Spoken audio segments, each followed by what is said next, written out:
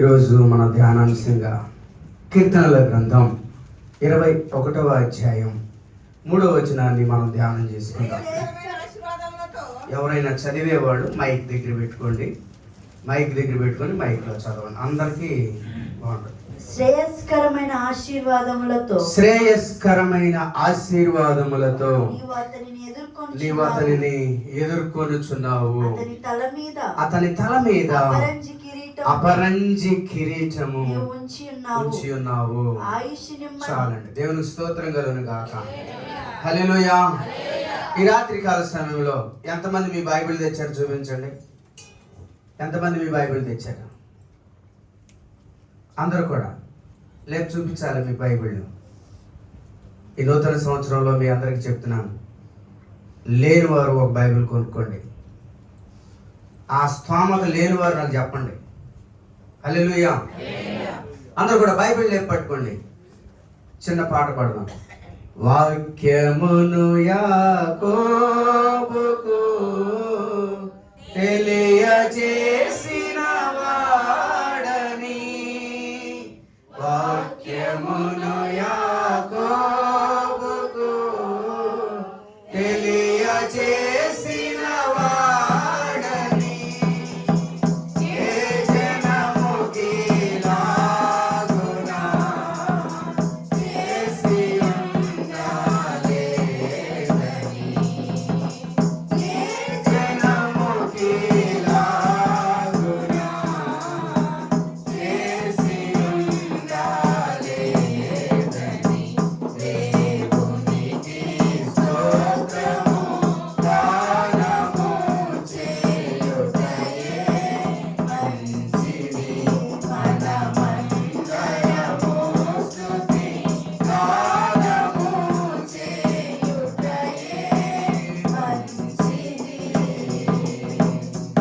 హల్లెలూయా. మంచిది. ప్రియమైన దేవుని బిడ్డలారా, ఈ రాత్రి కాల సమయంలో దేవుడు మనతో మాట్లాడుచున్నటువంటి మాట, శ్రేయస్కరమైన ఆశీర్వాదములతో నీవు అతనిని ఎదుర్కొనుచున్నావు. దావీదు దేవుని సన్నిధిలో చేసినటువంటి ఆ ప్రార్థనను బట్టి కొద్దిపించు. దావీదు దేవుని సన్నిధిలో చేసినటువంటి ప్రార్థన, రాజు నిరక్షణను బట్టి అతను ఎంతో హర్షిస్తున్నాడు. చూసారా? అతని పెదవుల్లో నుండి వచ్చిన ప్రార్థన నీవు మానక అంగీకరిస్తున్నావు. భక్తుడైన దావీదు చేసినటువంటి ప్రార్థనను దేవుడు ఆలకించి, ప్రియమైన దేవుని బిడ్డలారా, శ్రేయస్కరమైన ఆశీర్వాదములను ఆయనకి అనుగ్రహిస్తున్నాడు. ప్రియమైన దేవుని బిడ్డలారా, చూడండి, సమయం 10:30 గంటలైంది. సకాలంలో మనం ఇక్కడి నుంచి వెళ్ళడానికి ప్రయత్నం చేద్దాం. శ్రేయస్కరమైన ఆశీర్వాదములు. దావీదు భక్తులకి దేవుడిచ్చినటువంటి ఆ శ్రేయస్కరమైన ఆశీర్వాదములు ఏంటి?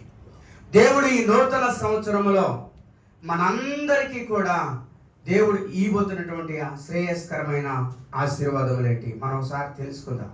హల్లెలూయా. హల్లెలూయా. గట్టిగా హల్లెలూయా. ప్రియమైన దేవుని బిడ్డలారా, చూడండి, మొట్టమొదటిగా దేవుడు శ్రేయస్కరమైన ఆశీర్వాదము దావీదునకు ఏమిచ్చాడంటే అపరంజి కిరీటము. చూడండి, కీర్తన గ్రంథం 21వ అధ్యాయాన్ని మీరు తీసుంచుకోండి. 21వ అధ్యాయం 3వ వచనంలో మనం చూస్తే, అతని తల మీద అపరంజి కిరీటము ఉంచి ఉన్నావు. దేవుని స్తోత్రం కలుగును గాక. అపరంజి కిరీటం దేనికి గుర్తు? దేనికి గుర్తు? కిరీటము, అపరంజి అంటే బంగారము, కిరీటము అంటే రాజుగారు ధరించేటువంటి అధికారానికి గుర్తు. ఇంకా చెప్పాలి అంటే రాజు ఏలుబడి చేసేవాడు కనుక విజయానికి గుర్తుగా ఉంది. దేవుని స్తోత్రం కలుగును గాక. హల్లెలూయా. మనం ఎలా చెప్తాం ఈ అపరంజి కిరీటము విజయానికి సంకేతం అని ఎలా చెప్తామంటే, బైబిల్ గ్రంథంలో ఒక సంఘటనను మనం చూద్దాం. చూడండి, 2వ సమూయేలు గ్రంథం 12వ అధ్యాయం 29వ వచనాన్ని మనం చూద్దాం. 2వ సమూయేలు గ్రంథం 12వ అధ్యాయం 29వ వచనం. దావీదు యోధులను సమకూర్చి రబ్బాకు వచ్చి దాని మీద యుద్ధము చేసి దానిని పట్టుకొని రాజు కిరీటమును అతని తల మీద నుండి తీయించగా దావీదు తల మీద పెట్టబడిన. దేవుని స్తోత్రం కలుగును గాక. అంతేకాదు 30వ వచనం చూస్తే మరియు అతడు పట్టణముల నుండి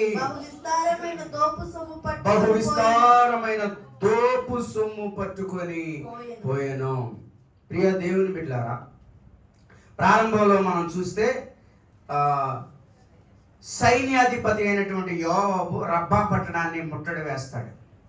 ముట్టడి వేసినప్పుడు దావీదు ఏం చేస్తాడంటే మరి కొంతమంది ఏం చేస్తాడు తెలుసా, యోధులను సమకూర్చి రబ్బా పట్టణాన్ని జయించి అమ్మోనీ రాజును జయించి ఓడించి విజయాన్ని సొంతం చేసుకుంటాడు. ఆ తర్వాత ఆ ఓడిపోయినటువంటి రాజు తల మీద ఉన్నటువంటి బంగారు కిరీటము తీయబడి అది దావీదు తల మీద పెట్టబడింది. హల్లెలూయా.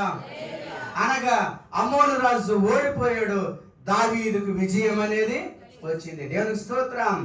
అందుకే దేవుడు చెప్తున్నాడు కదా, అపరంజి కిరీటము అతనికి పెట్టబడెను. దేవుని స్తోత్రం కలుగును గాక. అపరంజి కిరీటము. ప్రియ దేవుని బిడ్డలారా, గత కాలములో సాతాను నిన్ను ఏ విషయాల్లో గెలవనీయలేదో దేవుడు ఈ నూతన సంవత్సరంలో 2026వ సంవత్సరంలో అపరంజి కిరీటము అనగా విజయాన్ని నీ సొంతం చేయబోతున్నాడు దేవుడు. హల్లెలూయా.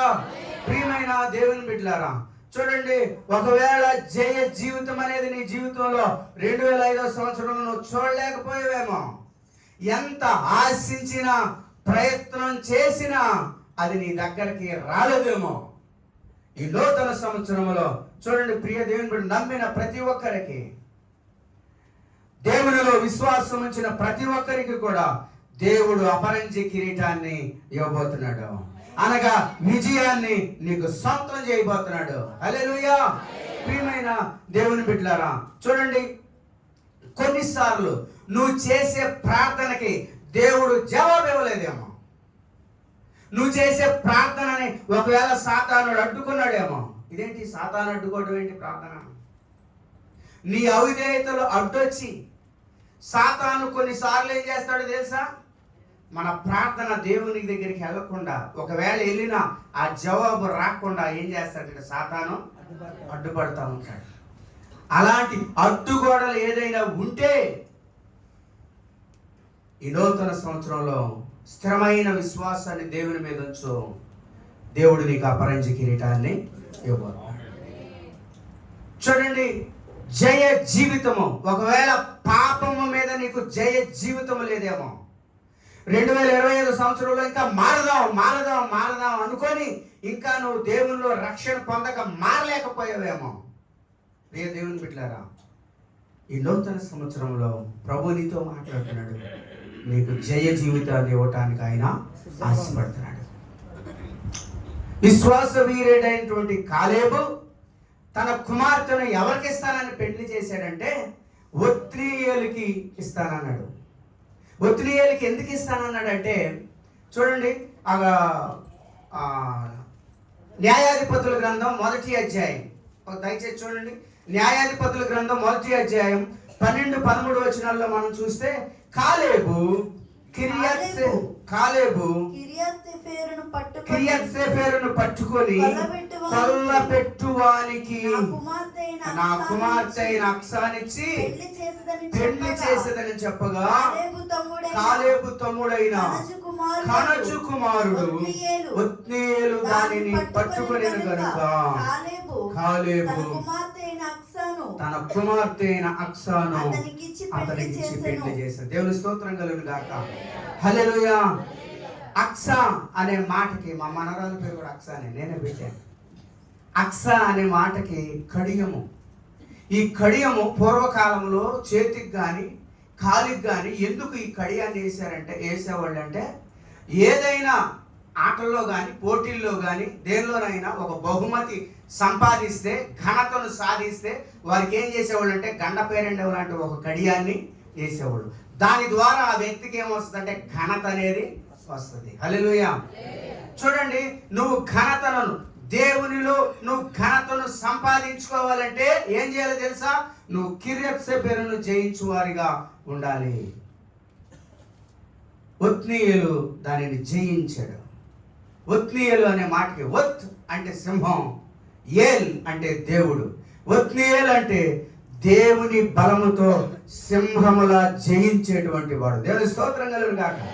అదే చెప్తున్నా, గత కాలములో గత సంవత్సరంలో పాపము పైన నీకు విజయం లేదేమో. దేవుడి సంవత్సరంలో నీకు అపరంజి కిరీటాన్ని పెట్టి నీకు జయాన్ని ఇవ్వాలని ఆయన చూస్తున్నాడు. హల్లెలూయా. ప్రియమైన దేవుని బిడ్డలారా, ఒకవేళ గత కాలంలో దేవుని దగ్గర నుంచి నువ్వు పొందుకోలేదేమో, దేవుని విజయాన్ని నువ్వు సొంతం చేసుకోలేకపోయావేమో కొన్ని విషయాల్లో. దేవుడి రాత్రికాల సమయంలో ఈ సంవత్సరంలో నీతో మాట్లాడుతూ ఉన్నాడు. ఆయన అపరంజి కిరీటాన్ని, జయ జీవితాన్ని నీకు ఇవ్వడానికి ఆయన సిద్ధంగా ఉన్నాడు. ఆమేన్. హల్లెలూయా. ఒకవేళ నీ అవిధేయతలో ఏదైనా అడ్డొచ్చి నీ ప్రార్థనలో దేవుని దగ్గరికి వెళ్ళినా ఆ జవాబు నీకు రాకుండా సాతానుడు ఆపేసాడేమో. ఎలా ఆపేస్తాడు చూడండి ఒకసారి. దానియేలు గ్రంథం 10వ అధ్యాయం, దానియేలు గ్రంథం 10వ అధ్యాయం 12వ వచనం ఒకసారి చూద్దాం మనం.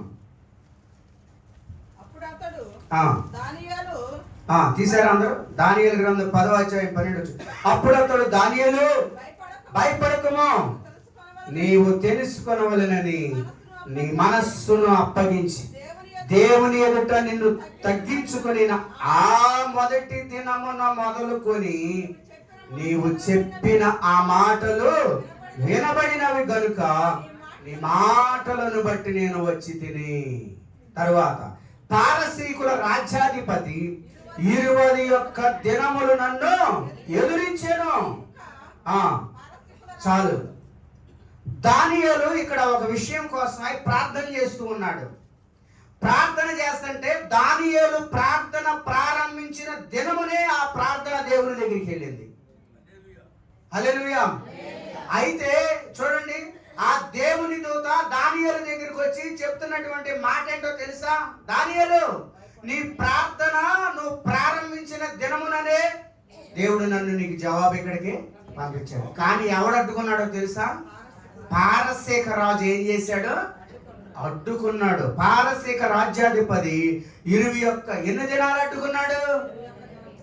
దానియేలు చేసిన ప్రార్థనకి ఎన్ని దినాలకి దోతొచ్చి అక్కడ చెప్తున్నాడు? 21 దినాలు దానియేలు ప్రార్థనని ఆకాశ మండలంలో సాతాను ఆపేశాడు. ప్రియ దేవుని బిడ్డలారా, నీ అవిధేయత ఏంటో, నీ అవిధేయత ద్వారా దేవుని దగ్గర నుంచి సమాధానం పొందుకోలేదేమో. నీ అవిధేయతల వల్ల, నీ పాపం వల్ల, ఇంకా నీ దోషము వల్ల, నీ అపవిత్రత వల్ల దేవుని దగ్గర నుంచి నువ్వు జవాబు పొందుకోలేక అపజయములో గత సంవత్సరంలో నువ్వు ఉండావేమో. దేవుడు నిన్ను ప్రేమించి ఆయన శిలువ రక్తం ద్వారా నీకు జయ జీవితాన్ని ఆయన కలుగు చేయాలనుకున్నాడు. హల్లెలూయా. కానీ చప్పట్లు కూడా దేవుని మాయపరచండి. హల్లెలూయా. ప్రియమైన దేవుని బిడ్డలారా, చూడండి, ఈ రాత్రికాల సమయంలో దేవుడు మనల్ని ప్రేమించి జయ జీవితాన్ని ఇవ్వడానికి ఆయన ఆశపడుతున్నాడు. ఒకవేళ నీ జీవితంలో నువ్వు చేసే పనిలో అభివృద్ధి లేక జయాన్ని పొందలేకపోయావేమో, నువ్వు చేసే ఉద్యోగంలో కదండి, చేసుకునే చిన్న చిన్న ఉద్యోగాలు ఏదైనా జయ జీవితాన్ని నువ్వు పొందలేకపోయావేమో, చెరువు వ్యాపారాల్లో చూడండి, ఏదైనా కోర్టు కేసుల్లో, ఆర్థిక లాభ ఇబ్బందుల్లో, ఒకవేళ అప్పుల బాధల్లో జయ జీవితాన్ని నువ్వు పొందలేకపోయావేమో. ప్రియ దేవుని బిడ్డలారా, ఈ 2020వ సంవత్సరంలో దేవుడు నీకు అపరంజి కిరీటముతో జయ జీవితాన్ని ఇవ్వబోతున్నాడు. హల్లెలూయా. సో అపరంజి కిరీటము మొట్టమొదటిగా దేనికి సంకేతం అండి? దేనికి సంకేతము? జయ జీవితానికి గుర్తుగా ఉంది. హల్లెలూయా. ఈ 2026 సంవత్సరంలో ఈ శ్రేయస్కరమైన ఆశీర్వాదములు ఏంటి అంటే, మొట్టమొదటిగా అపరంజి కిరీటం అనగా జయ జీవితాన్ని నీకు ఇస్తున్నాడు. దేవుని స్తోత్రం. హల్లెలూయా. ఎంతమంది నేను దేవునిలో జయించాలి, పాపాన్ని జయించాలి, ఆధ్యాత్మిక జీవితంలో సాతాన్ని ఎదిరించి పోరాడాలి, ప్రార్థనా జీవితంలో చూడండి నేను ముందుకు వెళ్ళాలి, ప్రార్థనా జీవితంలో ఇంకా నేను మెట్టు ఎదిగి జీవితాన్ని సంపాదించాలని ఎవరైతే ఆశతో ఉన్నారో దేవుడు నిన్ను బలపరచాలనుకున్నాడు. హల్లెలూయా, హల్లెలూయా. ప్రియమైన దేవుని బిడ్డలారా, దేవుడు మనల్ని బలపరచాలనుకుంటున్నాడు. ఆయన సన్నిధికి రా, నీ ఏదేంటో ఒప్పుకో. దేవుడు నిన్ను గెలిపించేవాడుగా ఉంటాడు కానీ ఓడగొట్టేవాడిగా ఉన్నాడు. ఆయన నిలబెట్టే దేవుడే కానీ పడగొట్టే దేవుడు కాదు. హల్లెలూయా. రెండవదిగా ఏమి ఇవ్వాలని ఆయన ఆశిస్తున్నాడంటే చూడండి, రెండవదిగా కీర్తన గ్రంథం 21వ అధ్యాయం 4వ వచనాన్ని ఒకసారి మనం చదువుకుందాం. ఆయుష్ నిమ్మని అతడు నిన్ను అడుగగా నీవు దానిని అనుగ్రహించి ఉన్నావు. దేవుని స్తోత్రం కలుగునా. అతడు అడుగుగా అని అంటున్నాడు కదా. ఇక్కడ కీర్తన గ్రంథాలు కొన్ని మనకి ఎలా కనబడతాయి అంటే, ప్రారంభం మనుష్యుడు ప్రారంభించిన ముగింపు దేవుడు ముగిస్తాడు. అయ్యే మనం 91వ కీర్తనలో చాలా కీర్తనలో మనం చూస్తాం. అందుకని ఆయన ఏమన్నాడు, ఆయుష్ నిమ్మని అతడు నిన్ను అడుగుగా నీవు దానిని అతనికి అనుగ్రహించి ఉన్నావు. దేవుని స్తోత్రం కలుగును గాక. హల్లెలూయా. ఆయుష్ అనేది మన బ్రతుకు, మనం ఎంత వరకాలి, మన బ్రతకాలి అనేది, ఆయుష్ అనేది మనం సంపాదించుకునేది కాదు. చూడండి 2021 అది తలంచుకోగానే మనకేం గుర్తొస్తుంది? బండ గుర్తు అనమాట. 100 సంవత్సరాల వరకు కూడా గుర్తుండిపోతుంది. కరోనా కదండి, భయంకరమైన స్థితులు అవి మేము కూడా మా కుటుంబాల్లో ఎదుర్కొన్నాం. దేవుడు ఎంతోమంది పండుటాకు చెట్టు నుంచి రాలిపోతే ఆ విధంగా రాలిపోయారు. వాళ్ళకి డబ్బు లేరా, లక్షలు ఉన్నాయి, కోట్లు ఉన్నాయి, ఖర్చు పెట్టారు. కొంతమంది మిగల మనమేమీ కూడా ఖర్చు పెట్టలేదు. దేవుడు మనల్ని క్షేమంగా ఉంచాడు. హల్లెలూయా, హల్లెలూయా. ఆయుష్ ఎవరు ఇవ్వాలంటే అది దేవుడే ఇవ్వాలి. ఈ నూతన సంవత్సరంలో దేవుడు మనకు రెండవది శ్రేయస్కరమైన ఆశీర్వాదం ఏంటంటే ఆయుష్ని ఆయన ఇవ్వబోతున్నాడు. మనం సంపాదించుకునేది కాదు, దేవుడు ఇవ్వాలి. సామెతల గ్రంథం 9వ అధ్యాయము 11వ వచనంలో ఏమనుందంటే, త్వరగా తీయండి. నా వలన నీకు దీర్ఘాయువు కలుగును. హల్లెలూయా. ఎవరి వలన దీర్ఘాయువు అనేది ఎవరు కలుగుద్దండి? ఎవరు కలుగుద్ది? దేవుని వలన ఆయుష్ని మనం సంపాదించుకుంటాం.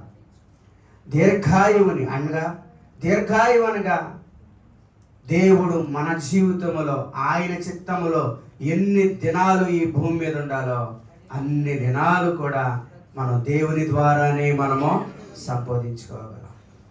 మనం పాలలో వేసుకొని తినే బూస్ట్ వల్ల మనకు దీర్ఘాయుష్ రాదు, బోర్నవిటాల వల్ల అంతకన్నా రాదు.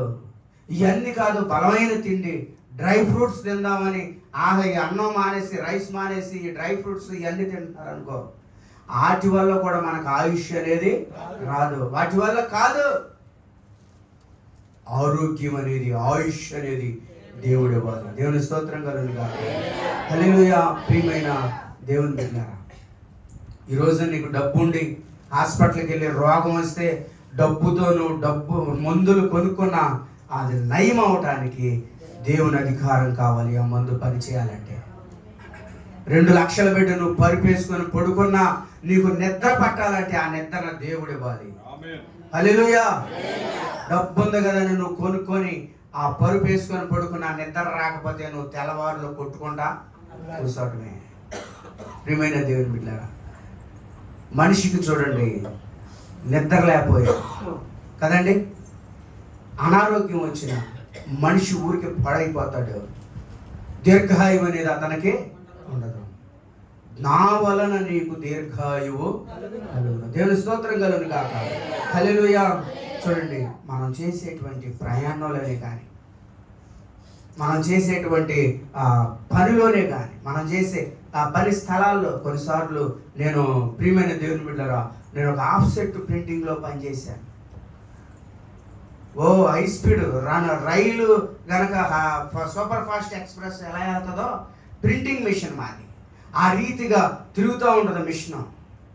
చాలా కొన్ని ప్రమాదాలను కూడా నేను ఎదుర్కొన్నా.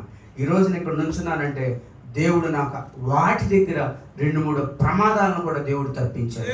హల్లెలూయా. ఎందుకో తెలుసా? దేవుడు ఆయన కృపలో ఇక్కడ నేను నుంచోవాలనేటువంటి చిత్తము, ఆయన చిత్తము నా పట్ల ఉంది కాబట్టి, అందుకే ఎంతవరకు ఆయన నాకు ఆయుష్ని ఇచ్చాడు. హల్లెలూయా. దేవుని ద్వారానే మనం ఆయుష్ని మనము పొందుకోగలం. నా వలన నీకేం కలుగుద్ది?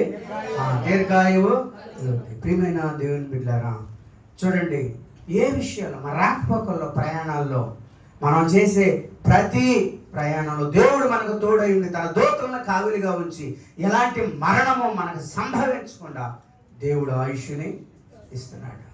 అందరికీ ఇస్తున్నాడా? విశ్వాసులకే ఇస్తున్నాడా? అందరికీ ఇస్తున్నాడు. ప్రియమైన దేవుని బిడ్డారా, ఎందుకు అందరికి ఇస్తున్నాడు? మంచోడికి వేయొచ్చుగా, మంచోడికి వేయొచ్చుగా, రక్షణ పొందినోడికి వేయవచ్చుగా.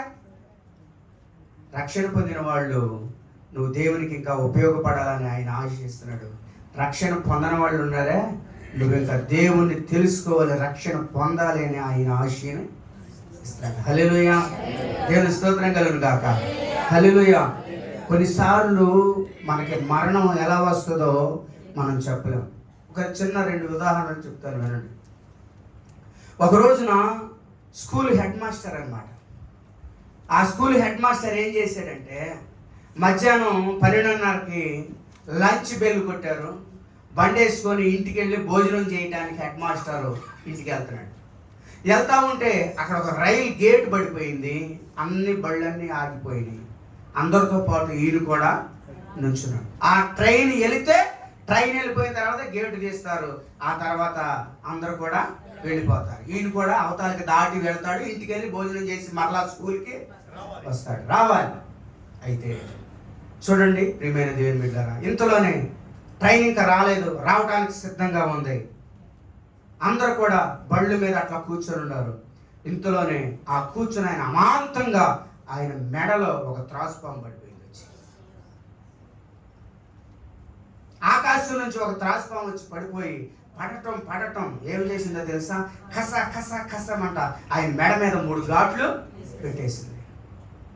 అక్కడికక్కడే బండి మీద ఉన్నవాడు కుప్ప కూలిపోయి నురుగులు గక్కుతా చనిపోయాడు. చాలా మంది 30-40 మంది తన తోటి వారు బళ్ళ మీద అట్లాగే ఉన్నారు. కనీసం హాస్పిటల్కి తీసుకెళ్ళడానికి కూడా అవకాశం అనేది లేదు. థామస్ గారు లేవాలండి. హాస్పిటల్కి తీసుకెళ్ళడానికి కూడా అవకాశం అనేది లేదు. కారణం నురుగులు కక్కుతా చచ్చిపోయాడు. కారణం ఏంటో తెలుసా? ఒక గ్రద్ద కింద ఉన్న పాముని తన గోడతో ఎత్తుపట్టుకొని పైకి తీసుకెళ్ళిపోయి దాని వేళ్ళతో బాగా గోడతో నొక్కిపట్టి ఏం చేస్తుందో తెలుసా? పైకి తీసుకెళ్ళిపోయింది. ఎప్పుడు కూడా పాము నేల మీద తిరగబడి కాటేస్తుంది, కానీ ఆకాశంలో ఏమీ చేయలేదు. దాని కాలి గోడతో దాన్ని పట్టుకున్నప్పుడు రివర్స్ కాటేయచ్చు కదా, ఏదో. ఎందుకో తెలుసా? పాముకి భూమి మీద బలం ఉంటుంది, శూన్యంలో బలం అనేది ఉండదు. చూడండి, ఎప్పుడైతే తన కాలి గోళ్ళు దాని పొట్టలో గుచ్చుకుపోయినాయో దానికి బాగా కోపం వచ్చేసి కచ్చొచ్చేసి అది ఆకాశంలో ఎట్లా ఊడిపోయి ఆ పాము వచ్చేసి ఆ త్రాసు పాము వచ్చేసి ఆ హెడ్ మాస్టర్ మెడలో పడిపోయి ఏం చేసిందంటే కస కాటు వేసేసింది. ఎన్నో ఆలోచనలు కలిగి ఉంటాడు. ఇంటికి వెళ్ళాలి, భోజనం చేసి రావాలి, పిల్లలకు పాఠాలు చెప్పాలి, ఆ రోజున స్టాఫ్ అందరికి కూడా జీతాలు ఇవ్వాలి. ఆయన మదిలో ఎన్నో ఆశలు ఉండొచ్చు, ఎన్నో ప్రణాళికలు ఉండొచ్చు, కానీ ఆయన ఆయుష్ అనేది లేదా. ప్రియమైన దేవుని బిడ్డరా, చూడండి, క్షణంలోనే వెంటనే చనిపోయాడు. పోనీ ఎక్కడన్నా మట్టిలోకి వెళ్ళాడా? ఏదైనా గుట్టల్లోకి వెళ్ళాడా? ఎక్కడన్నా కంచుల్లోకి వెళ్ళాడా పాము కాటేయడానికి? నిర్జనమైన స్థలాల్లోకి వెళ్ళాడా, ఎవరో లేనటువంటి 30-40 మంది అక్కడే ఉన్నారు. ఆ పాము వచ్చి ఈయన మెడలోనే పడిపోయారు. ప్రియమైన దేవుని బిడ్డలారా, మరణము కొన్నిసార్లు మనిషికి ఎలా వస్తుందో మనకి తెలియదు. నీ ప్రార్థన కాపుదల నీ బిడ్డలకి క్షేమాన్ని ఇచ్చునుగాక. హల్లెలూయా. మన ప్రార్థన దేవుడు ఆలకించి మనకి ఆయుష్ని ఇస్తున్నాడు ఈ 2026 సంవత్సరాలు. హల్లెలూయా. అలాగే కేరళలో ఒక టీవీ రిపోర్టర్ అన్నమాట, టీవీ న్యూస్ రీడర్. ఆమె ఏం చేస్తుందంటే దూరదర్శన్ ఛానల్లో వార్తలు చదువుతామట. ఆ వార్తలు చదివే ఆమె పొద్దున్నే ఏం చేస్తుందంటే వాకింగ్కి వెళ్తుంది. వాకింగ్కి వెళ్తా ఉంటే చూడండి, చక్కగా ఎవరూ లేదు, ట్రాఫిక్ లేదని ఒక చేలో నడుచుకుంటే వెళ్తుంది. రోడ్డు మీద అయితే ట్రాఫిక్ ఉంటుంది, బళ్ళు ఉంటాయి, వస్తాయి, గుద్దేస్తాయి, ఎటు నుంచి వస్తాయో తెలియదు కదా అని చేలో నుంచి వెళ్తుంటే కొబ్బరి చెట్టు కూలి ఆమె మీద పడిపోయి అక్కడికక్కడే దుర్మరణం.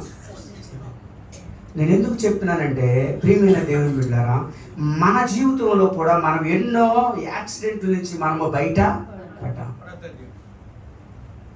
ఒకసారి ఇట్లాగే సింగనగర్లో నేను ఇట్లాగే క్రొత్త ప్లేస్కి వాకింగ్ చెప్పడానికి వెళ్తుంటే గుణదల మా సౌదక్క వాళ్ళ ఇంటి దగ్గర ఆకస్మికంగా మాట్లాడుకుంటూ వెళ్తున్నాం కొత్త స్థలానికి వెళ్తున్నాం, అక్కడ వాకింగ్ చెప్పాలనే ఉద్దేశంతో వెళ్తున్నాను. నేను ఆకస్మికంగా ఒక వ్యాన్ ఎదురొచ్చేసింది.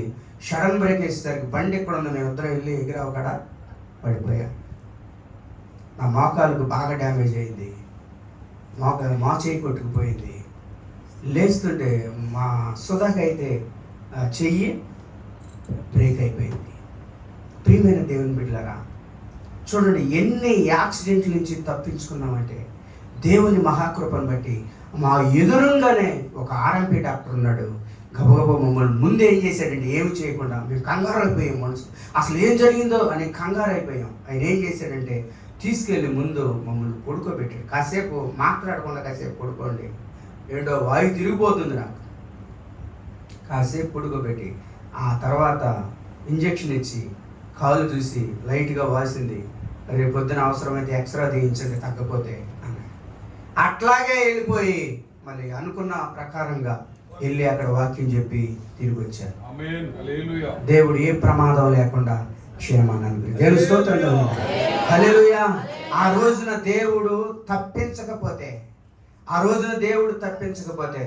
ఒకవేళ అదే కనుక మా ఎదురొచ్చేసింది అనుకోండి, ప్రియమైన దేవుని బిడ్డారా, ఏమైందో తెలుసా? ఈ రోజున ఈ వాక్యం చెప్పడానికి మేము ఉండేవాళ్ళము కాదు. దేవుని బిడ్డలారా, దేవుడు మనకి ఈ 2026 సంవత్సరంలో మనకి ఏమి ఇస్తున్నాడంటే అపరంజి కిరీటము, రెండవది ఆయుష్నే ఆయన ఇస్తున్నాడు. హల్లెలూయా. చూడండి, దావీదుకు దేవుడు ఇచ్చినటువంటి అనుగ్రహం ఎలా ఉందంటే కీర్తన గ్రంథం 89వ అధ్యాయం, కీర్తన గ్రంథం 89వ అధ్యాయం చూడండి ఒకసారి.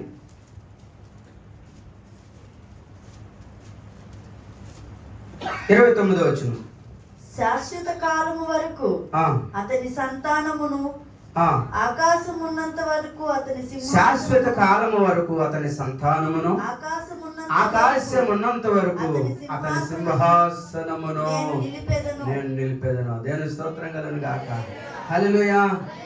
దావీదుకు దేవుడిచ్చినటువంటి కృప ఎంత గొప్పదంటే శాశ్వత కాలం వరకు అతని సంతానాన్ని, ఆకాశం ఉన్నంత వరకు నేను సింహాసనాన్ని ఇస్తాను. అందుకే దావీదు మహారాజు ఐశ్వర్య ఘన ప్రభావములతో వృద్ధాప్యంలో చనిపోయాడు.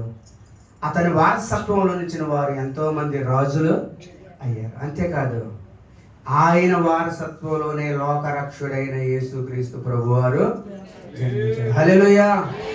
మరలా ఆయన రానయ్యున్నంత వరకు కూడా దేవుడు మనకు ఆయుష్ను ఇస్తానికి ఆయన చూస్తున్నాడు. హల్లెలూయా. ప్రియమైన దేవుని బిడ్డలారా, రెండవదిగా దేవుడు ఏమిస్తున్నాడంటే శ్రేయస్కరమైన ఆశీర్వాదము. రెండవది మనకి ఏమొస్తున్నాడంటే ఆయుష్ని ఆయన ఇస్తున్నాడు. దేవుడు ఎలాంటి ఆయుష్ని ఇస్తున్నాడు? శాశ్వత కాలం. అనగా చూడండి, శాశ్వత కాలం. ఈరోజు మనం ఉండగలమా? ఇక్కడ ఒక మనిషి శాశ్వతంగా ఈ భూలోకంలో బ్రతకగలడా? లేదు. కేవలం భౌతిక సంబంధమైన ఆయుష్యే కాదు, శాశ్వతమైన ఆయుష్ కాలం అంటే పరలోక రాజ్యాన్ని ఆయన మనకే హల్లెలూయా. ప్రియ దేవుని బిడ్డలారా, యేసు క్రీస్తును నమ్మిన ప్రతి ఒక్కరికి కూడా ఆయన శాశ్వతమైనటువంటి ఆయుష్ని ఇస్తున్నాడు. హల్లెలూయా. అదేంటో తెలుసా? ఏంటి శాశ్వతమైన ఆయుష్? పరలోక రాజ్యాన్ని, యుగ యుగాలు దేవునితో జీవించేటువంటి కృపని దేవుడు ఇస్తున్నాడు. హల్లెలూయా. ఈ లోకంలో మనిషికి యొక్క జీవనం ఎంతవరకు, ఒక మనిషి జీవించేది ఎంతవరకు తెలియదు. 70, 80, 60, 40, 100 దాటిన ఈ లోకంలో కాలం చేయాల్సిందే. శాశ్వత కాలమైన ఆయుష్ను మనం ఎక్కడ పొందుకుంటామంటే అది పరలోకములో పొందుకుంటాం. హల్లెలూయా. ప్రియమైన దేవుని బిడ్డలారా, ఈ రోజున మన అందరిని కూడా శాశ్వతమైన రాజ్యానికి ఆస్తికర్తలుగా, వారసులుగా చేయటానికి యేసుక్రీస్తు ప్రభు ఈ లోకానికి వచ్చాడు. ఆయన శిలువ మీద బలి అయి ఆయన రక్తము దారబోయటం ద్వారా పాపి అయిన మనకి ఆయన రక్షణ మనకిచ్చాడు. ఆయన రక్షణను మనకి ఇవ్వటం ద్వారా ఆయన కుమారులుగా, ఆయన కుమార్తెలుగా మనం స్వీకరించబడ్డాం. దాని ద్వారా ఆయన పరలోక రాజ్యానికి మనం హక్కుదారులుగా దేవుడు మనల్ని చేశాడు. దేవుని స్తోత్రం కలుగుగా. అదే శాశ్వతమైన ఆశీర్వాదాన్ని దేవుడు మనకి ఇవ్వ. కేవలం భౌతిక సంబంధమైన ఆశీర్వాదమే కాదు. ఈ లోకంలో మనిషి మనుగడ దేవుని చిత్తములో. ఒక మనిషి పుట్టినప్పుడే ఆ మనిషి ఎప్పుడు చనిపోవాలో కూడా దేవుడు పక్కనే రాసేస్తాడు. అందుకనే నా దినములన్నీ నీ గ్రంథంలో ఏమైనా లిఖితము రాయను. భక్తుడు రాస్తాడు కదా. ప్రియమైన దేవుని బిడ్డలారా, మనకి ఏ ఆయుష్ కావాలంటే భూమి మీద రోగం వచ్చినా కానీ నువ్వు చనిపోతే పరలోక రాజ్యంలో నువ్వు ఉండాలి. ప్రభుని నమ్ముకోవాలి. ఎలా ఉండాలంటే అందుకే దేవుడు ఏమంటున్నాడంటే శాశ్వతమైనటువంటి ఆయుష్ను మనకి ఇవ్వాలి అనుకున్నాడు. హల్లెలూయా. ప్రియమైన దేవుని బిడ్డలారా, చూడండి, మూడవదిగా మనం చూద్దాం. కీర్తన గ్రంథం 21వ అధ్యాయంలోనే చూడండి, 5వ వచనాన్ని మనం ఒకసారి జ్ఞాపకం చేసుకుందాం. నీ రక్షణ వలన అతనికి గొప్ప మహిమ కలిగెను, గౌరవ ప్రభావములను నీవు అతనికి ధరింపజేసి. దేవుని స్తోత్రం చెప్పండి గట్టిగా. హల్లెలూయా. మూడవదిగా చూడండి, దావీదుకు దేవుడు అనుగ్రహిస్తున్నటువంటి ఈ శ్రేయస్కరమైన ఆశీర్వాదము. ఈ 2026 సంవత్సరంలో దేవుడు మనకిచ్చేటువంటి ఈ శ్రేయస్కరమైన ఆశీర్వాదం ఏంటో తెలుసా? గౌరవము. హల్లెలూయా. ఏంటదండి? గౌరవం. దావీదుకి ఎలాంటి గౌరవాన్ని దేవుడు ఇచ్చాడు? గొర్రెల దొడ్డెల్లో నుంచి, ఎక్కడో బెత్లెహేము పొలాల్లో గొర్రెలను కాచుకునే స్థితిలో నుంచి దేవుడు ఏం చేశాడు తెలుసా? ఇశ్రాయేలు దేశానికి చక్రవర్తిగా చేశాడు. హల్లెలూయా. గౌరవాన్ని దేవుడు ఇచ్చాడు. ప్రియమైన దేవుని బిడ్డలారా, లోకంలో తెల్ల బట్టలు వేసుకునేటువంటి రాజకీయ నాయకులు చాలా మందికి గౌరవిస్తారు. అవునా కాదా? ఈ లోకంలో ఆస్తి ఐశ్వర్యం ఉన్నవాళ్ళు, పలుకుబడిలో ఉన్నవాళ్ళు చూడండి, వాళ్ళకి గౌరవం అనేది ఇస్తారు. కానీ వాళ్ళలో వాళ్ళ వెనకాల, వాళ్ళ తెల్లబట్టలే మనం చూస్తాం, కానీ వాళ్ళ వెనకాల చీకటి కోణం అనేది ఒకటి ఉంటుంది. ప్రియమైన దేవుని బిడ్డలారా, ఆ గౌరవాన్ని దేవుడు ఇవ్వాలనుకోవట్లేదు.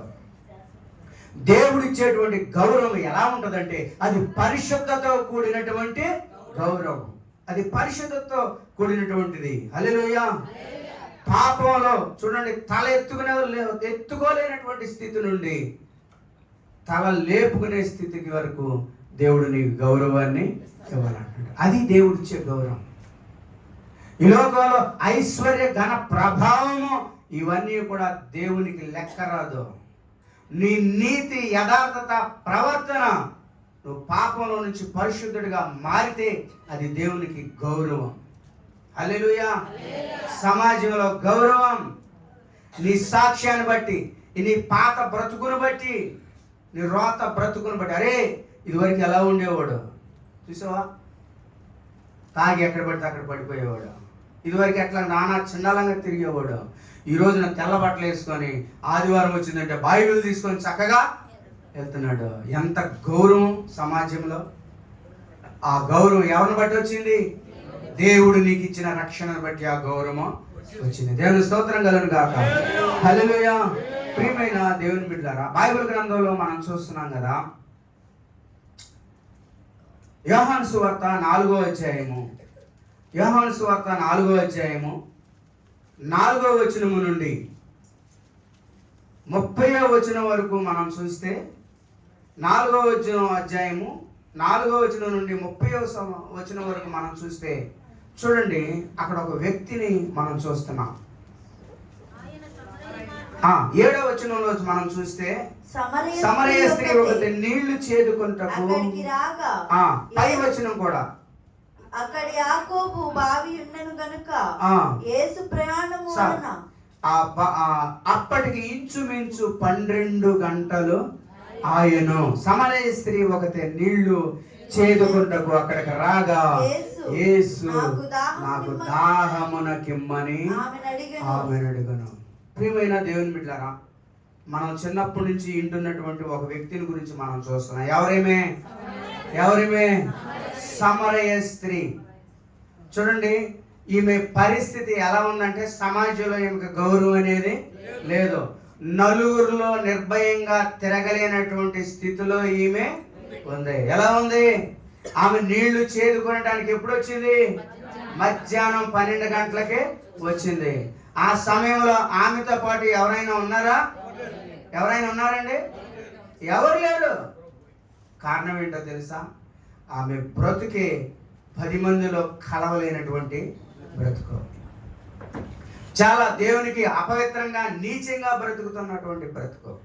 సమాజంలో గౌరవం లేదు, నలుగురిలో తిరగలేనటువంటి స్థితి. అందుకని నీళ్లు చేదుకొనడానికి ఏ సమయంలో వచ్చిందంటే మధ్యాహ్నం 12 గంటలకే వచ్చింది. శిష్యులను ఊర్లోనికి పంపించి ఆయన సమరయ మార్గంలోనికి, ఆయనకి బావి దగ్గరికి వచ్చాడు. దేవుడు ఎవరినైనా కోరుకుంటే ఒకటి వాళ్ళు వచ్చేదాకా ఎదురు చూస్తాడు, లేదా ఆయనే వాళ్ళ దగ్గరికి వెళ్తాడు. బైబిల్ గ్రంథంలో కొన్ని చోట్ల దేవుడు వ్యక్తిగతమైన పరిచర్య చేశాడు. ఏం చేశాడు? వ్యక్తిగత పరిచర్య చేశాడు. ఎవరెవరితో చేశాడు గుర్తుందా? సమరయ స్త్రీతో వ్యక్తిగత పరిచర్య చేశాడు. నికోదేముతో కూడా వ్యక్తిగత పరిచర్య చేశాడు. రాత్రికాల సమయంలో ఒంటరిగా ప్రభుని కలుసుకోవడానికి వచ్చాడు నికోదేము. అప్పుడు ప్రభు సువార్త చెప్పాడు. చూడండి, ఈ సమరయ స్త్రీ ఒక్కతే ఉంది, ప్రభు ఒక్కడే ఉన్నాడు. చూడండి, ప్రభువు మాట్లాడిన మాటలను బట్టి ఆమె జీవితం మారిపోయింది. ఎందుకంటే మనకు తెలుసు, నేను ఎక్కువగా దాన్ని ప్రొలాంగ్ చేయట్లేదు. సమాజంలో గౌరవం లేనటువంటి స్థితి, నలుగురిలో తిరగలేనటువంటి స్థితి, అలాంటి స్థితిలో ఉన్నటువంటి వారిని దేవుడు కోరుకొని ఆమె దగ్గరికి వెళ్ళాడు. హల్లెలూయా. ఈ రోజున చూడండి, చాలా మంది మనుషుల్ని ద్వేషించి, ఏలెత్తి చూపించి వెచ్చి అని మనం అంటాం, కానీ ప్రభు వాళ్ళని కోరుకుంటున్నాడు. హల్లెలూయా. ఈ రోజున మార్కెట్కి మనం వెళ్ళామనుకోండి, కూరగాయలు కొనాలంటే ఎంత ఏడతారో కదండి. వంకాయలు సైంటిస్టులు ఏరినట్టుగా ఏడతారు కొంతమంది.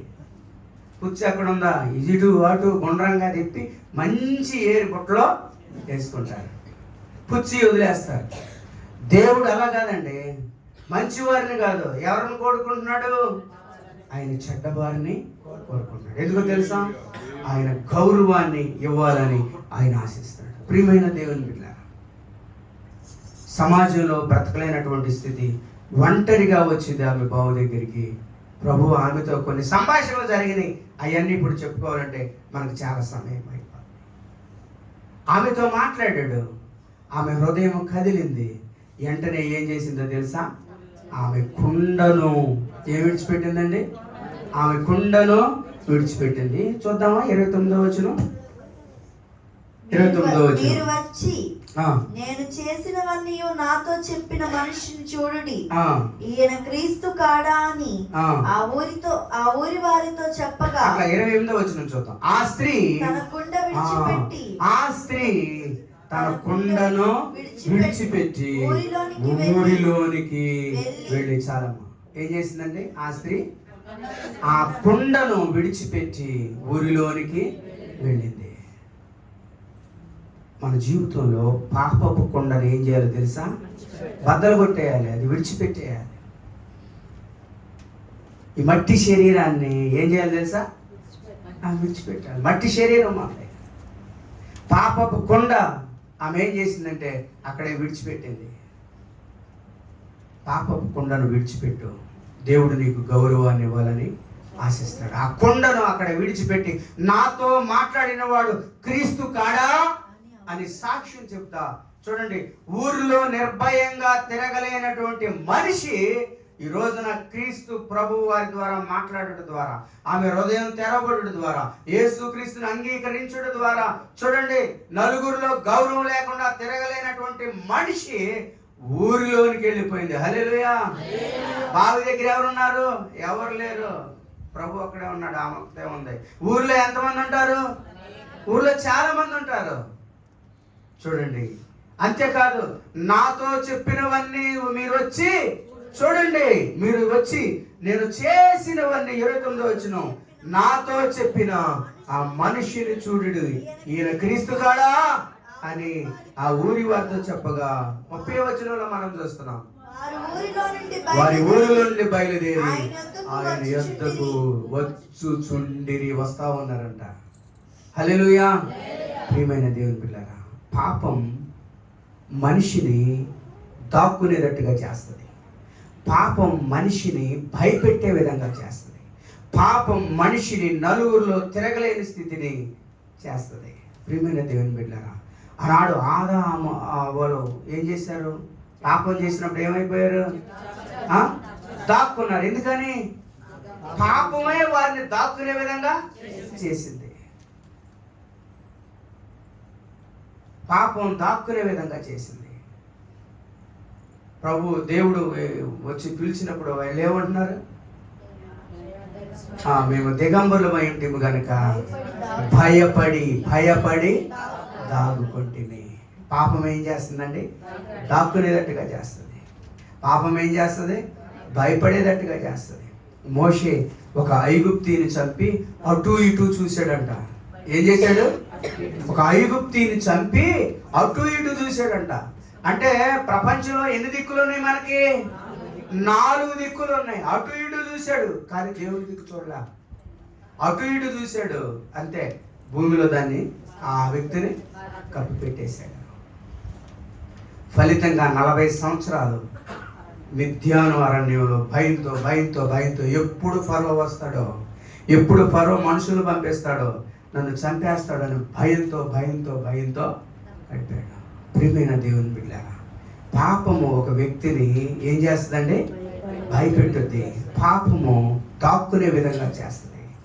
ఈ సమరయ స్త్రీ బ్రతుకు కూడా ఆ విధంగానే. చూడండి, నలుగురిలో తిరగలేనటువంటి స్థితి ఆమె స్థితి. కానీ యేసు ప్రభువు వారు ఆమె జీవితాన్ని మార్చినప్పుడు ఆమె ఎక్కడికి వెళ్ళిందంటే ఊరిలోనికి వెళ్ళింది. నాతో నేను చేసినవన్నీ నాతో కూడా చెప్పిన మనిషి ఆయన క్రీస్తు అని ప్రకటిస్తుంది. హల్లెలూయా.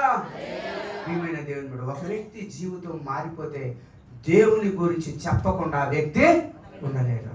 ఇది గౌరవం కాదా? ఇది గౌరవం కాదా? ప్రియమైన దేవుని బిడ్డలారా, అలాంటి వ్యక్తి బైబిల్ తీసుకొని చక్కగా దేవుని సన్నిధికి వస్తుందంటే అది గౌరవం కాదా? ఆ గౌరవం ఎవరిచ్చింది? అది గవర్నమెంట్ ఇచ్చిందా? దేవుడిచ్చినది.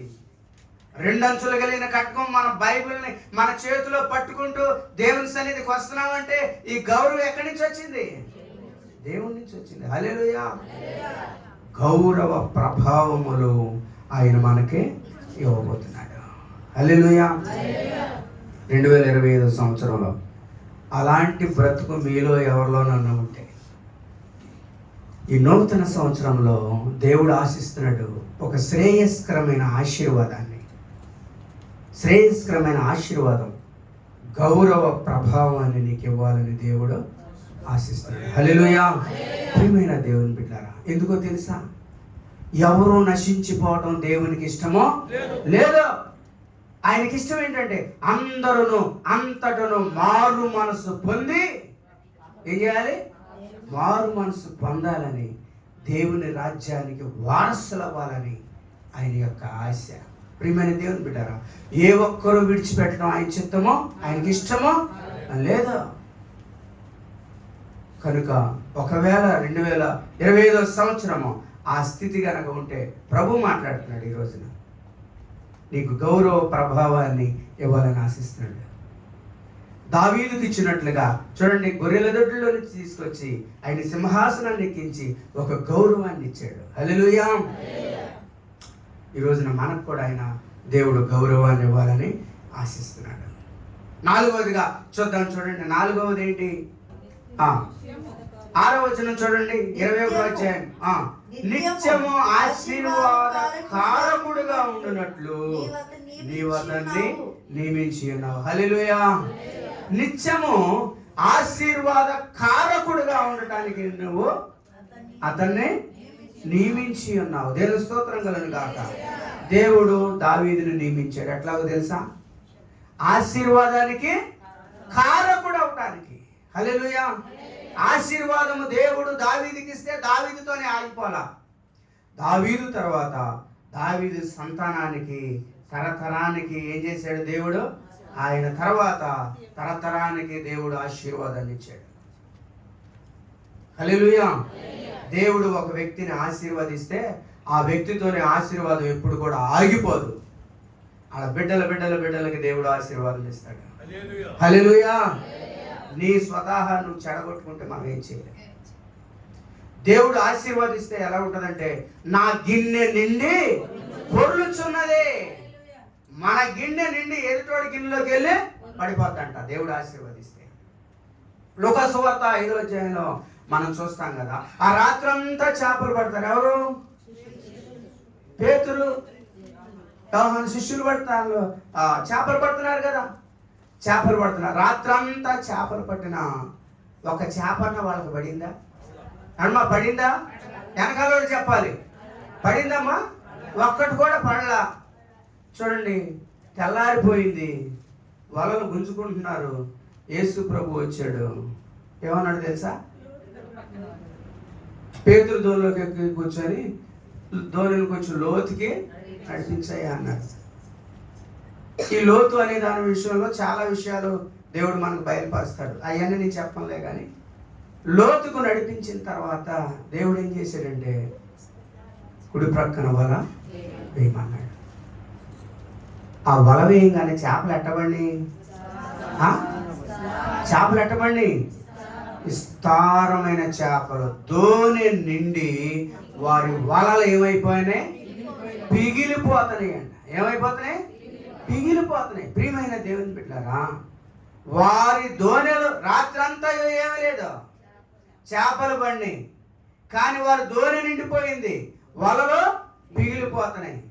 ఏమీ లేని వాళ్ళు విస్తారంగా పొందుకున్నారు. కారణం ఏంటంటే వారు దేవుని మాట విన్నారు.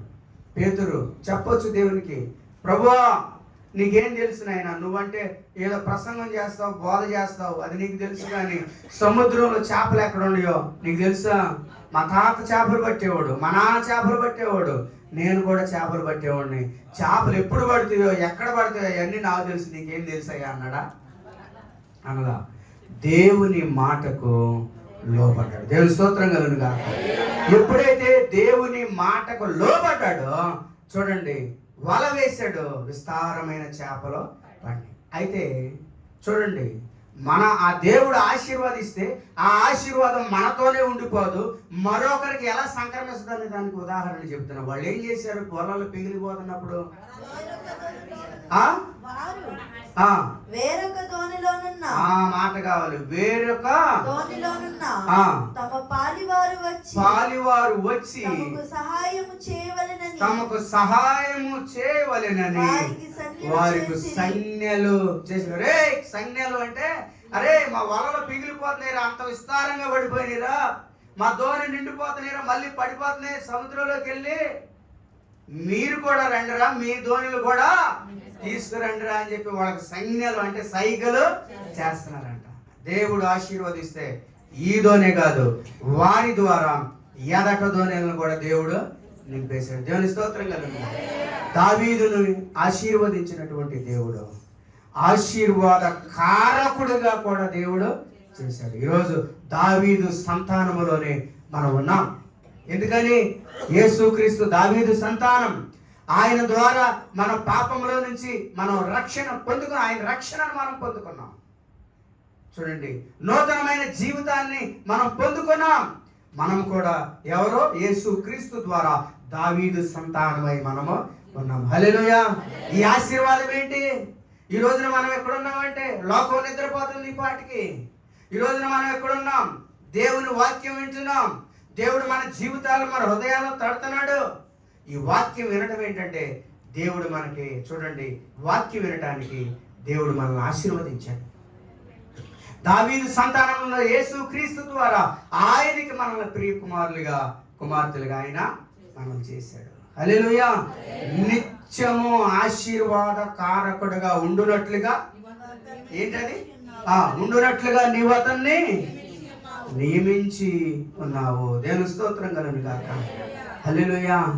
ప్రియమైన దేవుని బిడ్డలారా, ఈ రోజున దైవ సేవకుడిగా నేను ప్రకటిస్తున్నా, నీ ఆశీర్వాదం నీతోనే ఆగిపోకూడదు. ఒకవేళ నీ బిడ్డలకు సంక్రమించకుండా, నీ ఆశీర్వాదం నీ బిడ్డలకు రాకుండా, నీ బిడ్డల జీవితాలు గలంత అయిపోకుండా ఉండాలి అంటే మొదట నువ్వు దేవునిలో నువ్వు ఆశీర్వాద కారకుడిగా ఉండాలి, ఆశీర్వాద కారకురాలుగా ఉండాలి. యేసుక్రీస్తుని నమ్ముకోవాలి. హల్లెలూయా. ప్రియమైన దేవుని బిడ్డలారా, అప్పుడు మన ద్వారా మన బిడ్డల్ని, మన సంతానాన్ని, మన తరాలని దేవుడు ఆశీర్వదిస్తాడు. హల్లెలూయా. వారి కోసం నిత్యం ప్రార్థన చేసే తల్లిగా ఉండాలి. వారి కోసం నిత్యం ప్రార్థన చేసే తండ్రిగా ఉండాలి. నీ సంఘం కోసం ప్రార్థన చేసే బిడ్డగా నువ్వు ఉండాలి. నీ సేవకుల కోసం ప్రార్థన చేసే బిడ్డలుగా మీరు ఉండాలి. మనం ఆశీర్వదించబడ్డాం. మన ద్వారా అనేకులు ఆశీర్వదించబడాలి. మనం ఆశీర్వదించబడ్డాం. మనం మార్పు చెందాం. మన ద్వారా అనేకులు మార్పు చెందాలి. ఇది దేవుడు కోరుకుంటున్నాడు. ప్రియమైన దేవుని బిడ్డలారా, ఈ రాత్రికాల సమయంలో ఏదైనా ఇప్పటికి మొట్టమొదటిగా శ్రేయస్కరమైన ఆశీర్వాదములు ఈ నూతన సంవత్సరంలో దేవుడు మనకి ఇస్తున్నాడు. ఏంటంటే మొట్టమొదటిగా అపరంజి కిరీటము. దేని గుర్తు? విజయాల గుర్తు. రబ్బా పట్టణాన్ని జయించి దావీదు ఓడిపోయినటువంటి రాజు కిరీటాన్ని దావీదు మీదకి పెట్టబడిందంటే జయ జీవితాన్ని పొందుకున్నాడు. రెండవదిగా ఏంటండి? రెండవదిగా శ్రేయస్కరమైన ఆశీర్వాదం చెప్పాలి, గట్టిగా చెప్పాలి. ఏంటి? ఆయుష్ను దేవుడు మనకే ఇస్తున్నాడు. నా వలన నీకు దీర్ఘాయువు కలుగును. ఆయుష్ని ఇస్తున్నాడు. ఈ భూలోకంలో ఆయుష్యే కాదు, యుగ యుగాలు పరలోకంలో జీవించే ఆయుష్ని మనకి ఇస్తున్నాడు. హల్లెలూయా. మూడవదిగా ఏంటంటే గౌరవ ప్రభావములు అతనికి ధరింపజేసి ఉన్నారు. చూడండి, దావీదు మహారాజుని, భక్తుని గొర్రెల దొడ్డులో నుంచి తీసుకొచ్చి రాజుగా చేసినట్లుగానే సమరయ స్త్రీని నలుగురిలో తిరగలేనటువంటి స్థితి, నలుగురిలో బ్రతకలేనటువంటి స్థితి, ఒంటరిగా వచ్చింది బావి దగ్గరికి. చూడండి, ఊరిలోనికి వెళ్ళిపోయింది. నాతో మాట్లాడిన వాడు క్రీస్తు కాడా, మీరు వచ్చి ఆయన చూడడని ఒంటరిగా ఉన్న జీవితం అనేకులని తీసుకొని ప్రభువు దగ్గర రావడానికి దేవుడు ఆమె జీవితాన్ని మార్చేశాడు. హల్లెలూయా. ఆమె జీవితము గౌరవం లేనటువంటి వ్యక్తి గౌరవ ప్రభావముతో దేవుడు నింపాడు. హల్లెలూయా. మన బ్రతుకులు ఒకవేళ గౌరవం లేకపోతే దేవుడు గౌరవం ఇవ్వాలని ఆయన ఆశిస్తున్నాడు. హల్లెలూయా. ఇంకొక విషయం చెప్తాను, దగ్గర చాలా సమయం అయింది. ఇంకో విషయం చెప్తాను చూడండి. కీర్తన గ్రంథం 21వ అధ్యాయము, కీర్తన గ్రంథం 21వ అధ్యాయము చూడండి, 6వ వచనం చదవండి ఒకసారి. నిత్యము ఆశీర్వాద కారకుడుగా ఉండునట్లు నియమించి ఉన్నావు. ఈ మాట నాకు కావాలి. 5వదిగా నీ సన్నిధిని సంతోషముతో అతన్ని ఉల్లసింపజేసి ఉన్నావు. చాలండి. నీ సన్నిధిని సంతోషముతో అతన్ని ఉల్లసింపజేశావు. దేవుని స్తోత్రం కలుగును గాక. హల్లెలూయా. దేవుని సన్నిధిలో నిత్యము సంతోషంతో ఉండేవాడంట దావీదు. హల్లెలూయా. ఎంత సంతోషం అంటే ఎప్పుడు ఉదయం అవుద్దా, ఎప్పుడు ప్రార్థించాలా, దేవుని స్తుతించాలా అని ఉదయ కాలంలో చేసే ప్రార్థనని ఈ రాత్రి కాల సమయంలో సిద్ధపరచుకునేవాడంట. హల్లెలూయా. బోర్డు మీద రాసి ఉందో చూడండి, నూతన సంవత్సరంలో దేవుని కోసం మనం తీసుకోవాల్సిన తీర్మానాలు. నేను ఆదివారం ఈ మెసేజ్ చెప్పాను, దానిలో ఈ విషయాన్ని కూడా నేను చెప్పాను. మొట్టమొదటి విషయం అదే. ప్రియమైన దేవుని బిడ్డలారా, ఏంటంట? ఐదోది ఏంటి? నీ సన్నిధిని సంతోషముతో విలసింపజేస్తుంది. ప్రియమైన దేవుని బిడ్డలారా, క్రైస్తవుని యొక్క సంతోషం దేవుని సన్నిధే. హల్లెలూయా. నీ మందిర ఆవరణము చూడవలెనని నా ప్రాణం ఎంతో ఆశగా ఉన్నది. ఎన్నోసార్లు దేవుని సన్నిధికి దూరంగా ఉన్నాడు, కానీ ఆయన సన్నిధి కోసం ఎంత తదుప్పి నీటి వాగుల కొరకు ఆశపడినట్లుగా. ఇది దావీదు కీర్తన కాదు, కోరహ కుమారుల యొక్క కీర్తన. ప్రియమైన దేవుని బిడ్డలారా, ఈ రోజున మనందరికీ కూడా ఒక సంతోషం ఏంటంటే మనం దేవుని సన్నిధిలో ఉన్నాం. అంతేకాదు, దేవునిలో మనం బ్రతుకుతున్నాం. హల్లెలూయా. ప్రియమైన దేవుని బిడ్డలారా, లోకంలో మనం బ్రతుకుతున్నా లోకంలో కలిసిపోకుండా లోకంలో నుండి ప్రత్యేకించబడిన జీవితంలో మనం బ్రతుకుతున్నాం. హల్లెలూయా. చూడండి, దేవుని సన్నిధిలో ఉండేవారు ఎలా సంతోషిస్తారో ఒక విషయాన్ని మీకు తెలియజేస్తాను. చూడండి, యెషయా గ్రంథం 9వ అధ్యాయం 3వ వచనం. యెషయా గ్రంథం 9వ అధ్యాయం. నీవు జనమును విస్తరింపజేయుచున్నావు, వారి సంతోషమును వృద్ధిపరచుచున్నావు. కోతకాలమున మనుషులు సంతోషించినట్లు, దోపుడు సొమ్ము పంచుకొని వారు సంతోషించినట్లు, వారు నీ సన్నిధిని, ఈ మాట చాలా జాగ్రత్తగా ఆలకించండి, వారు నీ సన్నిధిని సంతోషించుతున్నారు. రెండు విషయాల గురించి దేవుడు ఇక్కడ ప్రస్తావిస్తూ చెప్తాడు. ఒకటి, కోతకాలమున జనులు సంతోషించినట్లు. రెండోది, దోపుడు సొమ్ముని పంచుకునేటప్పుడు సంతోషించినట్లు. రైతు విత్తనము చల్లి పంటేసి నీరు పెట్టి దాన్ని అహోరాత్రులు దాన్ని కాపాడి, చూడండి, దానికి చేయవలసినవన్నీ పిండేసి ఎరువేసి అన్నీ చేసి చివరికి పంట చేతికొచ్చినప్పుడు ఆ రైతుకి చూడండి విస్తారమైన పంట పండింది అనుకోండి, కోత కాలమున ఆ రైతు కళల్లో ఏం చూస్తాం? మనం ఏం చూస్తాం? సంతోషాన్ని చూస్తాం, ఆనందాన్ని చూస్తాం. ఒక రైతు పంట పండించినప్పుడు తన ఆశించినటువంటి ఏదైతే ఆ పంట చేతికొచ్చిందో ఆ రైతు ఎంత ఆనందిస్తాడో. హల్లెలూయా. అలాంటి సంతోషం దేవుని సన్నిధిలో ఉందని, దేవుని సన్నిధిని అలాంటి సంతోషంతో దేవుడు పోలుస్తున్నాడు. హల్లెలూయా. అదే పంట చేతి రాకోకుండా చూడండి, 40 బస్తాలు అన్నది 13 అయినాయి అనుకోండి, ఆ రైతు కళ్ళలో కన్నీరు మనం చూస్తాం. చూడండి, ఎంతో కష్టపడ్డాడు, అన్ని వేసాడు, కానీ ఆశించినటువంటి ఫలితము రానప్పుడు చూడండి ఆ రైతు చాలా కంటెంప్ట్, నీరు వస్తుంది, దుఃఖం వస్తుంది, పెట్టిన పెట్టుబడి అంతా కూడా రాలేదని. ప్రియ దేవుని బిడ్డలారా, అలా కాకుండా దేవుడు విస్తారమైన పంటనిచ్చినప్పుడు అతను ఎలా సంతోషిస్తాడో దేవుని సన్నిధిలో కూడా మనం ఆ రీతిగా సంతోషిస్తామంట. హల్లెలూయా. ప్రియ దేవుని బిడ్డలారా, తర్వాత ఇంకో విషయం ఏం చెప్తున్నాడు తెలుసా? దోపుడు సొమ్మును పంచుకోండి. దోపుడు సొమ్ము అంటే ఇక్కడ అర్థం చేసుకోండి, దొంగతనం చేసి ఎవడు మెడలో నుంచో లాక్కొచ్చినటువంటి సొమ్ము కాదు, ఎవరింట్లోనో తీసుకొచ్చిన డబ్బు బంగారం కాదు. చూడండి, యుద్ధములో విజయము సాధించిన తర్వాత వారి విస్తారమైన సొమ్మును వారు వాడిపోయిన వాళ్ళ దగ్గర తెచ్చుకుంటారే, అది పంచుకునేటప్పుడు వారికి ఏం కలుగుద్దంటే సంతోషము కలుగుద్దంట. నేను విజయాన్ని సంపాదించారా, శత్రువుని అనగొట్టారా, వాడి దగ్గరగా దిక్కు లేకుండా వాడి దగ్గర ఉన్నదంతా నేను తెచ్చేసాను అని ఏ విధంగా పంచుకుంటూ సంతోషిస్తారో దేవుని సన్నిధిలో కూడా అలాగే సంతోషిస్తారు.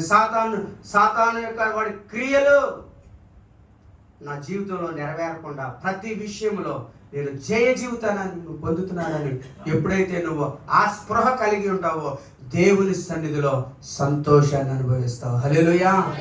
ప్రియమైన దేవుని బిడ్డలారా, ఏముంది? దేవుని సన్నిధిలో అతను సంతోషముతో ఉల్లసింపజేసి ఉన్నావు. ఒక వ్యక్తి పంట కోతకాలమున మనుష్యుడు సంతోషించినట్లుగా దోపుడు సొమ్ము పంచుకొనినట్లు సంతోషించినట్లుగా నీ సన్నిధిలో సంతోషిస్తున్నారు. హల్లెలూయా. ప్రియ దేవుని బిడ్డారా, ఇంకో విషయం చూడండి. కీర్తనల గ్రంథం 43వ అధ్యాయం. కీర్తనల గ్రంథం 43వ అధ్యాయం ముగించుకుందాం. కీర్తనల గ్రంథం 43వ అధ్యాయము 4వ వచనాన్ని మనం చూద్దాం.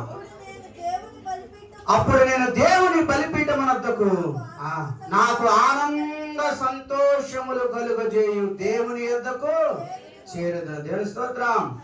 దేవా నా దేవా, సితారా వాయించుచు నీకు కృతజ్ఞతాస్తుతులు చెల్లించను. హల్లెలూయా. నేను దేవుని ఆనంద సంతోషాలు కలుగజేసేటువంటి దేవుని బలిపీఠం దగ్గరికి, దేవుని సన్నిధికి నేను చేరతా. నీ సన్నిధిలో నేను ఏం చేస్తున్నాను? అబ్బా, సితారా వాయిస్తూ నీకు కృతజ్ఞతాస్తుతులు చెల్లిస్తాను. ఎంత సంతోషమో! సంతోషముగా నిత్యము ఆయన సన్నిధిని సంతోషముతో ఉల్లాసింపజేసి విన్నావు. ప్రియ దేవుని బిడ్డలారా, ఈ నూతన సంవత్సరంలో మన జీవితంలో మనకు కావాల్సింది ఏంటో తెలుసా? మనకు కావాల్సింది ఏంటో తెలుసా? ఎవరు ఉసూరు మొక్కలతో ఉండాలని దేవుని ఇష్టం కాదు. ఎవరు మీరున్న చోటనే అభివృద్ధి లేకుండా ఉండటం అనేది దేవునికి ఇష్టమో కాదు. మనమందరం కూడా విస్తరించబడాలి, మనమందరం కూడా అభివృద్ధి చెందాలి, మనమందరం కూడా ఆశీర్వదించబడాలనే దేవుని యొక్క ఉద్దేశం. హల్లెలూయా. ప్రియమైన దేవుని బిడ్డలారా, మన జీవితాలను దేవుడు ఆశీర్వదించడానికి ఆయన సిద్ధంగా ఉన్నాడు. అందరు లేచి నుంచండి, అందరు లేచి నుంచండి, అందరు లేచి నుంచండి. రాత్రికాల సమయంలో చెప్పబడినటువంటి ఈ మాటలను బట్టి, ఈ శ్రేయస్కరమైన ఆశీర్వాదములను బట్టి, ఈరోజు నువ్వు ఆశించినట్లయితే ఈ రాత్రికాల సమయంలో, ప్రభువా నాయన గత సంవత్సరంలో నాకు విజయం లేదేమో, దయచేసి అందరూ లేచి నిలబడాలి, లేవాలి. ప్రభువా గత కాలంలో, గత సంవత్సరంలో నాకు విజయం లేదయ్యా, ఈ సంవత్సరంలో మీలో నేను విజయాన్ని చూడాలని ఆశిస్తూ ఉన్నాను. విజయాన్ని చూడాలని నేను ఆశిస్తున్నా. అందరూ కూడా ఒక నిమిషం ప్రార్థన చేసుకుందాం. అందరు నోరు తెరిచి ఒక నిమిషం ప్రార్థన చేసుకుందాం. ఈ రాత్రికాల సమయంలో, ప్రభువా నాయన ఏ విషయంలో నాకు జై జీవితం లేదు, అదేదో నీకు తెలుసు. నాకు జై జీవితాన్ని దయచేయ్యా, నాకు జై జీవితాన్ని దయచేయ్యా, జై జీవితాన్ని దయచేయ్యా. అపరంజి కిరీటము దావీదుకు పెట్టబడినట్లుగా నాకు కూడా జయాన్ని కలుగు చేయి, జయ జీవితాన్ని కలుగు చేయి. ఒకవేళ పాపంలో అపజయములో నీవు ఉన్నావేమో, ఈ రాత్రికాల సమయంలో దేవుడు నీతోనే మాట్లాడుతున్నాడు. ఈ రాత్రికాల సమయంలో ప్రియమైన దేవుని బిడ్డలారా, స్తోత్రం. అందరూ కూడా నోరు తెరిచి చిన్న ప్రార్థన చేయండి. ఎవరైతే తీర్మానం కలిగి ఉంటారో చిన్న ప్రార్థన చేయండి. రాత్రికాల సమయంలో చిన్న ప్రార్థన చేయండి. ఎవరు నోరు విప్పుకోకుండా నువ్వు ఆశించినట్లయితే రాత్రికాల సమయంలో ప్రార్థన చేయండి, ప్రార్థన చేయండి, ప్రార్థన చేయండి, ప్రార్థన చేయండి, ప్రార్థన చేయండి. ఒకవేళ విజయం అనేది నీకు లేకపోతే దేవుడు ఇస్తానికి ఆయన సిద్ధంగా ఉన్నాడు. అపరంజి కిరీటం నీకు ఇవ్వాలని ఆయన ఆశిస్తున్నాడు, ఆయుష్నివ్వాలని ఆయన ఆశిస్తున్నాడు, శాశ్వతమైన రాజ్యాన్ని నీకు ఆయుష్గా ఇవ్వాలని ఆయన ఆశిస్తున్నాడు. ఒకవేళ గత కాలంలో నీకు గౌరవ ప్రభావాలు లేవేమో, ఈ నూతన సంవత్సరంలో ఒక గౌరవముగా బ్రతికే వ్యక్తిగా, దేవుని సన్నిధిలో గౌరవముగా, సమాజంలో గౌరవముగా, నీ సాక్ష్యము దేవునికి ఘనత తెచ్చేటట్లుగా దేవుడు నిన్ను బ్రతికించాలనుకుంటున్నాడు. అంతేకాదు ఆశీర్వాదానికి కారకులుగా దావీదును ఉంచిన దేవుడు మనల్ని కూడా ఉంచాలని ఆయన ఆశిస్తున్నాడు. అంతేకాదు మన యుగములు దేవుని సన్నిధిలో నిత్యము ఆయన సన్నిధిని మనం ప్రేమించేవారుగా దేవుడు మన యందు ఆశిస్తున్నాడు. దేవుని స్తోత్రం, దేవుని స్తోత్రం. దేవుడి మాటలు మన కొరకు దీవించును గాక. హల్లెలూయా. ఈ శ్రేయస్కరమైన